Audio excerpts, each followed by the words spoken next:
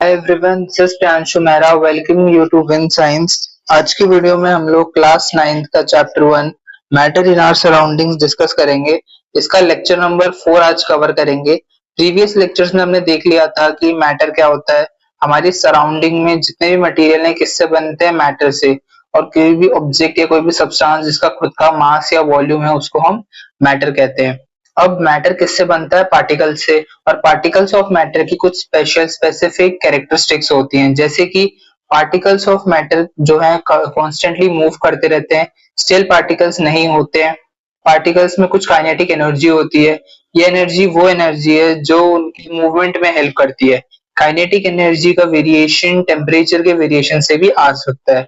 Diffusion एक process होता है जिसमें दो डिफरेंट टाइप के जो पार्टिकल्स हैं बिना डिस्टर्बेंस के अगर एक दूसरे में डिसोसिएट हो जा रहे हैं, मिक्स हो जा रहे हैं, उसी प्रोसेस को हम डिफ्यूजन कहते हैं।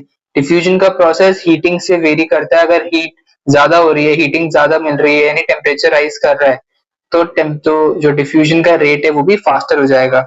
फिर हमने characteristics of solids and liquids discuss कर लिया था। आज हम third state of matter, gaseous state को डिस्कस करेंगे। इसके लिए हमको 1.11 एक्टिविटी से शुरुआत करनी है, जिसमें हमने 300 ml के सिरिंजेस लेने हैं और हमें तीनों के जो नोजल्स है उनको रबर कॉर्क से स्टॉप कर देना है। अब हमें तीनों के पिस्टन हटा देने हैं। फर्स्ट सिरिंज को हमने खाली छोड़ देना है। सेकेंड सिरिंज में हमने वाटर डालना है और थर्ड में चौक, या फिर हम चौक पाउडर भी ले सकते हैं या फिर चौक के पीसेस भी। हमें ध्यान ये रखना है कि वाटर और चौक पाउडर या चौक के पीसेस जिस हाइट तक हैं वो सेम होने चाहिए दोनों सिरिंजेस में।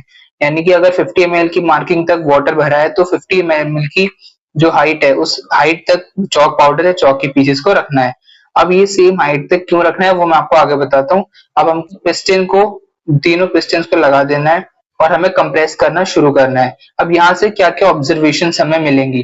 पहली ऑब्जर्वेशन तो ये होगी, जो गैसियस जिसमें पार्टिकल्स हैं, यानी कि फर्स्ट सिरिंज, वो वाली सिरिंज सबसे ज्यादा कंप्रेस हो पाएगी।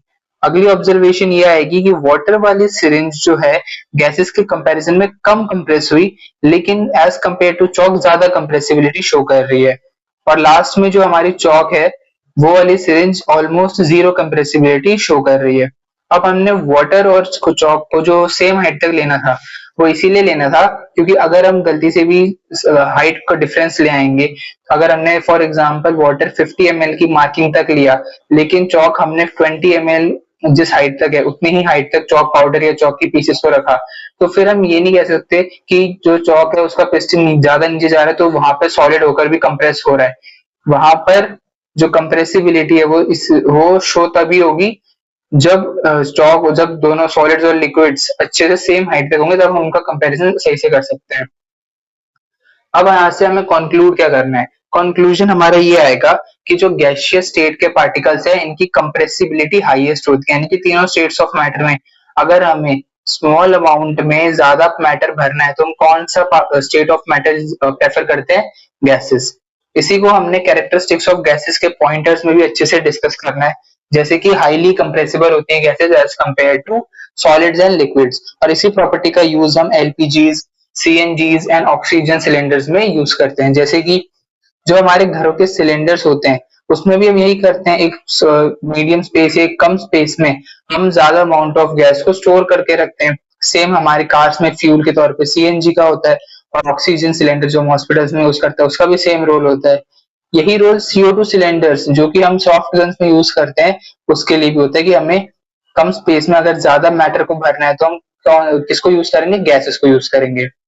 अब इसी हाई कंप्रेसिबिलिटी की वजह से गैसेस गैसेस का जो ट्रांसपोर्टेशन है वो भी इजियर हो जाता है, क्योंकि ऑब्वियसली अगर हम एक ज्यादा अमाउंट ऑफ मैटर को किसी स्मॉल कंटेनर में भर पा रहे हैं तो स्मॉल कंटेनर को ले जाने के लिए जो हमें व्हीकल्स लगेंगे, जो एफर्ट लगेगा, वो भी एज कम्पेयर टू बड़े साइज के कंटेनर्स ज्यादा एक्चुअली इजियर हो जाएगा हमारे लिए, कम एफर्ट वाला होगा, इसलिए इनका ट्रांसपोर्टेशन भी इजियर होता है।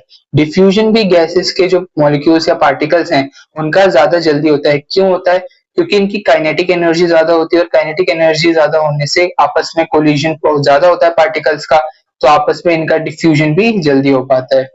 यहाँ से अब हमें pressure exerted by gases on a container को डिस्कस करना है कि गैसेस जिस भी कंटेनर में, चाहे वो ऑक्सीजन सिलेंडर है, चाहे वो सीएनजी सिलेंडर है, चाहे वो कोई नॉर्मल बलून है, उस कंटेनर की वॉल्स पे या उस कंटेनर की बाउंड्रीज पे जो गैसेस हैं वो कैसे प्रेशर एक्सर्ट कर रही होती हैं। तो हमारी एनसीईआरटी की कुछ लाइन्स है यहाँ पे। In the gaseous state the particles move about randomly at high speed. Gases कौन सा मोशन शो करती है? रैंडम मोशन, वो भी हाईएस्ट स्पीड में as compare to solids and liquids. अब इसी रैंडम मोशन की वजह से और हाईएस्ट स्पीड होने की वजह से जो गैसेस के पार्टिकल्स है कॉन्टिन्यूसली बाउंड्रीज ऑफ कंटेनर या वॉल्स ऑफ कंटेनर पे लगती रहती है और उसको बार बार हिट करती है। इसी की वजह से कंटेनर की कॉन्टिन्यूसली एक कांस्टेंट प्रेशर, हर गैस अपने अपने जो डेंसिटी है उसके हिसाब से हर गैस उस पे किसी भी कंटेनर पे जिसमें वो है उसकी वॉल्स पे प्रेशर लगाती है। ये प्रेशर हम पर यूनिट एरिया में कैलकुलेट करते हैं, क्योंकि डिफरेंट ऑब्जेक्ट्स, जैसे कि यहाँ पे एक डायग्राम में इमेज है, सॉलिड कोई प्लेट है, कोई बीकर है जिसमें कोई लिक्विड है, और कोई नॉर्मल बलून है जिसमें कोई भी गैस फील्ड है। तो अब इन तीनों जो सब्सटेंसेस हैं, चाहे ऑब्जेक्ट है उसका अंदर का मैटर है या कंपाउंड है, इन सबका डिफरेंट एरिया है। अब इस और वैसे अगर हम कुछ और ऑब्जेक्ट ले लेंगे, जैसे कि कोई बुक, उसका एरिया डिफरेंट है, कोई पेज ले लेंगे, या कोई व्हीकल अगर का एग्जांपल लेंगे तो उसका जो है एरिया अलग है। तो इसी की डिफरेंस की वजह से हम एक चीज कैलकुलेट करते हैं पर यूनिट एरिया, कि एक यूनिट एरिया हम डिसाइड कर लेंगे कि इसी एरिया को कैलकुलेट करना, इतना ही एरिया, कोई फिक्स्ड एरिया जिसको हमने यहाँ पे स्मॉल स्क्वायर्स में शो कर रखा है। अब इसी फिक्स्ड जो यूनिट एरिया है हम इसे हर ऑब्जेक्ट पे अप्लाई करेंगे, और एक फिक्स्ड यूनिट एरिया के अंदर उस ऑब्जेक्ट के कितने पार्टिकल्स हैं, कितना टाइटली पैक्ड है, इसी से हमें पता चलेगा कि उस पार्टिकल की स्ट्रेंथ कितनी है। तो जैसे सॉलिड्स के पार्टिकल सबसे ज्यादा टाइटली पैक्ड है यूनिट एरिया में, इसीलिए उनके पार्टिकल्स का मूवमेंट ऑलमोस्ट नेग्लिजिबल है, ऑल्दो ये वाइब्रेट करते हैं लेकिन नेग्लिजिबल मूवमेंट शो करते हैं। सॉलिड्स के, लिक्विड्स के पार्टिकल सॉलिड्स के मुकाबले ज्यादा मूव कर पाते हैं क्योंकि इनके बीच का स्पेस ज्यादा है, और गैसेस के पार्टिकल सबसे ज्यादा स्पेस कंटेन करते हैं आपस में, सबसे ज्यादा काइनेटिक एनर्जी होती है, तो सबसे ज्यादा मूवमेंट भी यही कर रहे होते हैं। तो इस वीडियो में यहीं तक पढ़ेंगे। प्रेशर एक्सर्टेड बाय गैसेस का टॉपिक यहाँ पे कंप्लीट हो गया है। तीनों स्टेट्स ऑफ मैटर की हमने कैरेक्टरिस्टिक्स भी पढ़ ली है। अब हमारे 4 इन-टेक्स्ट क्वेश्चन रहने वाले हैं जिनको हम लेक्चर नंबर 5, जो हमारा अगला लेक्चर होने वाला है, उसमें डिस्कस करेंगे। So I hope you liked the lecture, and if you did, don't forget to like and share the video and subscribe to the channel. I'll see you in next video. Till then, goodbye. Thank you.